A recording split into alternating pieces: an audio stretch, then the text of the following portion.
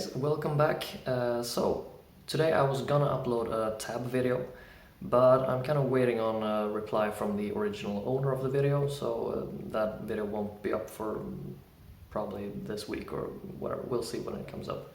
But what I thought I'd do instead today is just talk a little bit about what I'm working on right now, because it's kind of insane and kind of weird and, to be fair, kind of stupid. But it's a good challenge for me, and I have some goals with it that I want to at least try sometime. And the whole thing is kind of based around the Charlie Hunter thing. Some of you may know that I'm a huge Charlie Hunter fan, and if you're not aware who that is, he's a guy that kind of invented this way of playing, and this way of playing is pretty much playing guitar and bass at the same time. So he's been through a couple of different versions of his instrument, but there's always a couple of guitar strings and a couple of bass strings on the same instrument. And on the same neck, of course. You're not using a double neck with one bass and one guitar. You're using all on the same fretboard. So this is my current, at least, kind of, I don't know, version of that. So I have 4 regular guitar strings, E, B, G, D, and then I have 2 bass strings, A and E. So you can get real full sounding chords if you just add the bass notes, because that's pretty much like having an electric bass player just playing the roots. So the thing I want to be able to do with this is, of course, play like a duo with only this instrument and a drummer. That would be awesome. That's something that Charlie Hunter does quite a lot. So yeah, that would be cool, but it's such a huge workload on one set of hands, you know, to do it all pretty much. But it's a real fun challenge, and I think it really benefits my playing in general. This kind of playing actually benefits my normal kind of blues rock or country, jazz, whatever kind of playing. It all works together. So what I thought I'd do today is just show you a couple of the cover songs that I'm working on, because I am working on some original material that I've written previously, and I wrote like 5 songs yesterday for this instrument. So yeah, or 4 at least, whatever. But I'm working on both originals and some covers. But let's go through some of the kind of riffs for the cover songs. They're mostly kind of 60s, 70s soul, funk tunes, and one. Yeah, I also have a James Gang song thrown in there. But we'll see if that works out well, because that's challenging. But I haven't made a playlist. If you're wondering what I'm looking at here, it's just my computer. I've tried working on the classic Billy Preston song "Will It Go Round in Circles." That's a real cool song. So I'll try some of that here. So it starts with like a piano lick, but I've tried it on guitar here. That's really soft.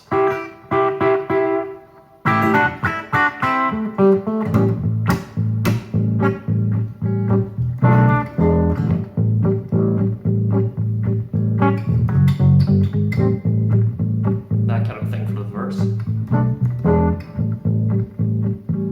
And then chorus.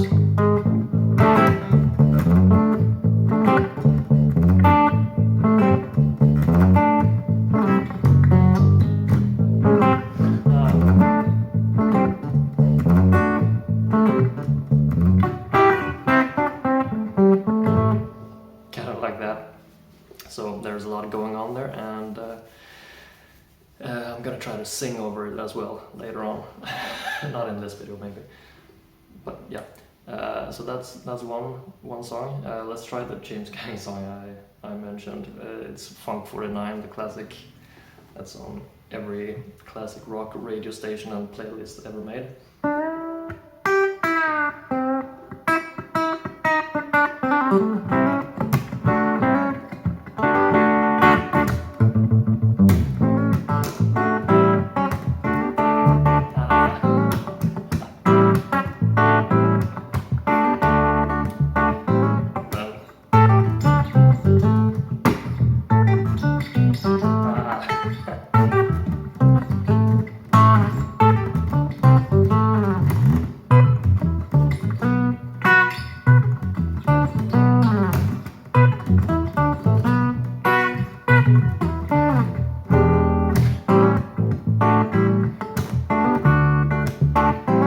So you can see why I'm kind of hesitant to play that song. That octave thing is just kind of impossible, you know. And I'm already cheating there.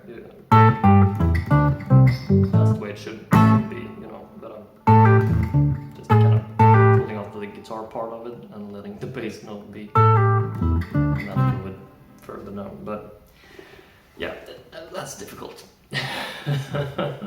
But it's a cool song, and I guess people would recognize it, so that's maybe I'll keep working on that one. What else? Al Green, Take Me to the River. This is also a tricky one. All of these are tricky, of course. Because yeah, here in this song there's a lot of horn parts, horn lines, as well as bass lines kind of crossing on top of each other. So we'll see. The intro is pretty simple, however. Like that, something like that. Try to speak at the same time.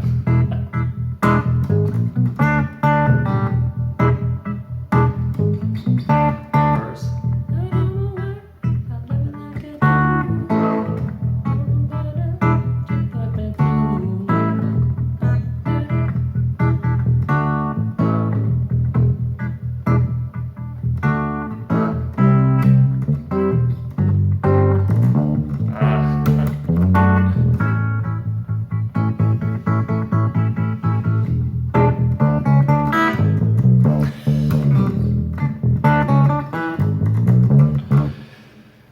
Section is kind of impossible. I'm trying to do the horn lines that goes like, can't even play that like that pretty much, but the bass line comes in at the tail end of that horn line, so it's like that pretty much. So it's difficult, but fun challenge. What else? Also Al Green song, I'm a Ram. That's a cool one.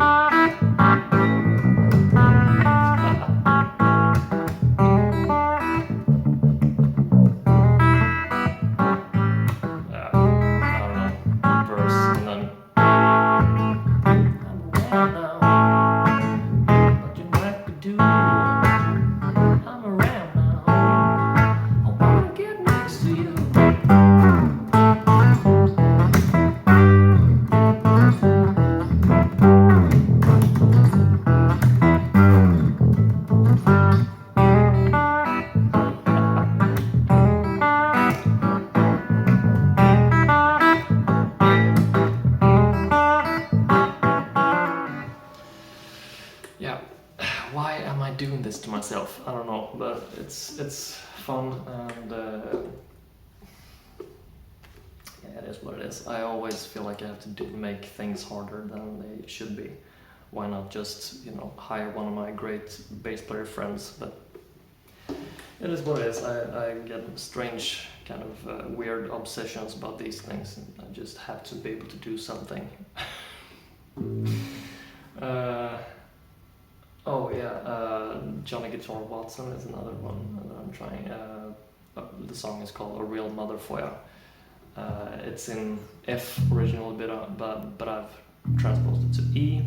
But the tricky part in the intro is that there's a guitar lick that goes like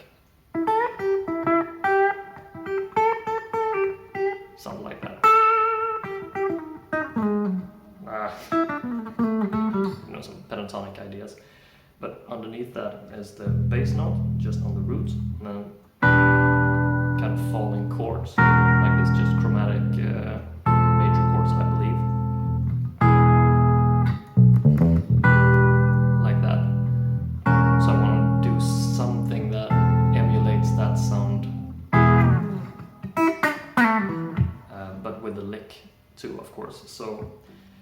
I've come up with is pretty much.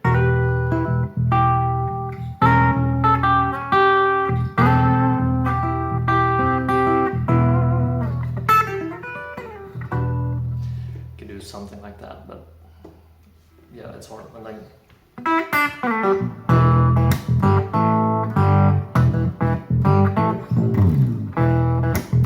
that's the verse.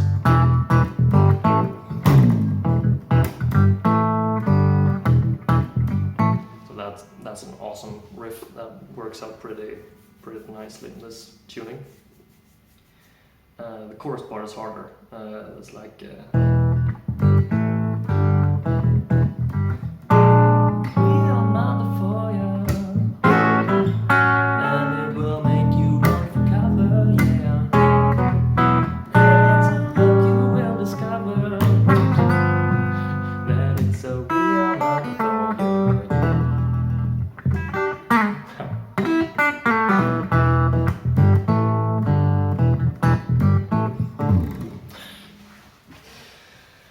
so yeah, difficult things to play, and so far they sound halfway decent, but kind of tame and a bit chaotic.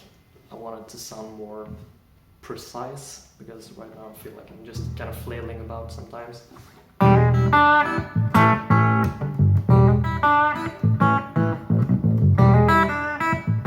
That's better, you know, kind of more decisive, I guess. But yeah, this would be a real,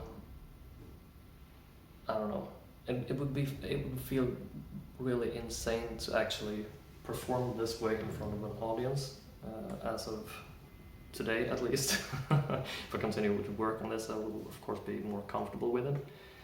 And you know, I'm working on kind of trying to play solo lines as well, just kind of improvising, like A minor to D7 or something.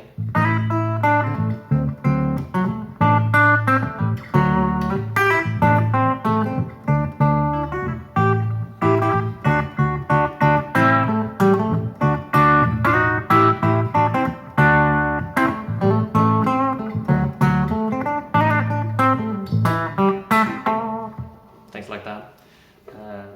So I want to really be able to play and improvise in this way. It's cool. But yeah, doing this in front of an audience would be real scary. But I figured one way to kind of, if I notice at the gig, if I notice at a possible future gig or whatever that I don't have it, I can always bring the freeze pedal, you know, like you play a note, click the freeze pedal, and you know, the note is still there. I don't know if you can hear it, it's kind of low. But then you can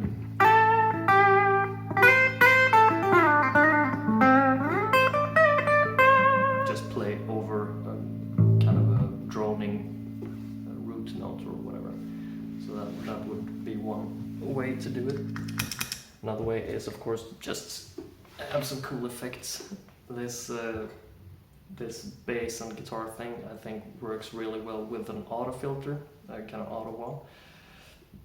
Not the city in Canada, Ottawa, but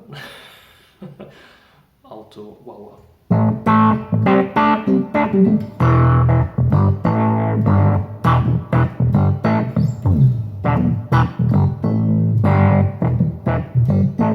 That way you can just groove on just a couple of things, and it sounds really nice and kind of a bit more alive, I guess, in a way, I guess. I don't know.